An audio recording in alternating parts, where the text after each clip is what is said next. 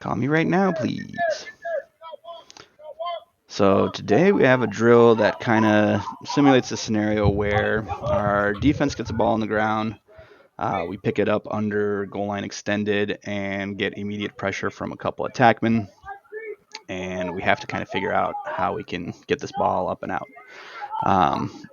So the way we kind of have it set up is we roll out a ball under GLE. We send pressure from two guys right away, and we have to figure out where our support is. So within that, guy on white on this side basically runs out, gets pressure from two guys in red right away, and his partner in white either goes up in the alley, goes underneath GLE, or we have support from the goalie kind of coming underneath or staying in the crease. They get a variable every time, right? It's not always going to be a guy in the alley. It's not always going to be a guy in goal line.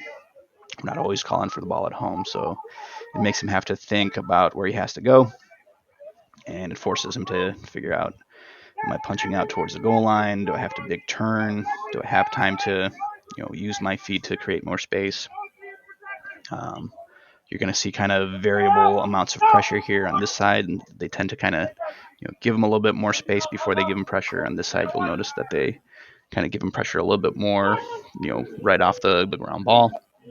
So there's definitely multiple ways to do this, and you can definitely kind of customize it to whatever your team's needs are.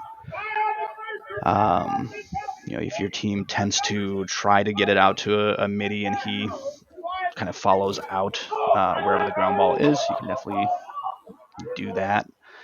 If you try to get it to your goalie right off a ground ball, prefer to try to get it more of a subtle clear look, you can definitely do that as well. Primarily, we're just trying to figure out, can we communicate well and let our guy picking up the ground ball know where his help is. So this basically kind of came off of a couple instances in recent games where we picked up the ball and we wanted to kind of cradle out of pressure right away and essentially just drop the ball and give the ball back right to the offense. So we're trying to get a little bit better at hearing where our support is, understanding that as soon as we pick up the ball, we've got the advantage, right? We've got the goalie on this side, so immediately it's the 7-on-6.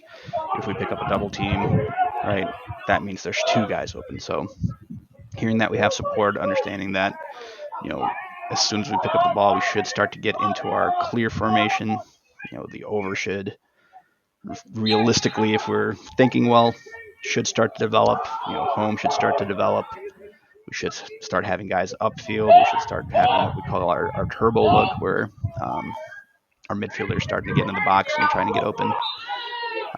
All these things should start to get developed as we pick up the ball. So all these things should start to get developed, but we don't see any of that unless we get our head upfield and start listening for where the open guy is. So we should start to see some of these looks here.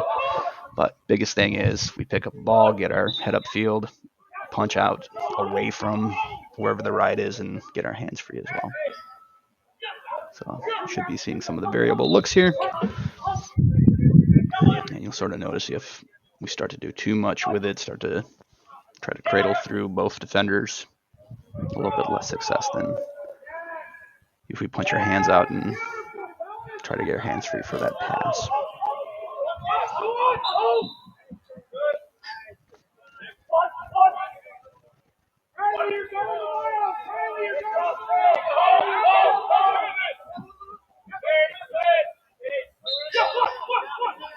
Just remembering that if you run yourself into a corner, punching the other way is always a good option.